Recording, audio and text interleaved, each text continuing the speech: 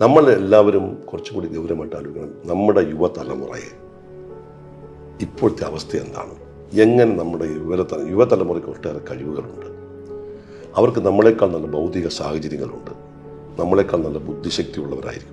കാര്യം വന്ന് പുതിയ നോളജ് റെവല്യൂഷൻ്റെ കാലഘട്ടത്തിൽ അവർ ജീവിക്കുന്നത്.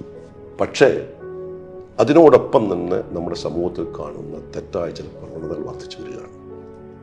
അപ്പോൾ അതിൻ്റെ കാരണങ്ങൾ എന്താണ്?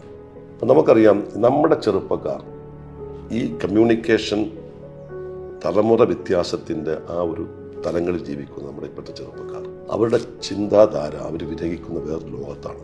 അവരെ നമുക്ക് അപ്രോച്ച് ചെയ്യാൻ കഴിയും. അവിടെയാണ് താങ്കൾ പറഞ്ഞതുപോലെയുള്ള സമീപനം വേണ്ടത്. നമ്മളുടെ സമൂഹത്തിൽ ബന്ധങ്ങൾക്ക് ചില ശിഥിലീകരണം ഉണ്ടായിട്ടുണ്ട്. അത് കുടുംബ ബന്ധമാണെങ്കിലും സാമൂഹ്യ ബന്ധമാണെങ്കിലും മറ്റ് റിലേഷൻസിലാണെങ്കിലും.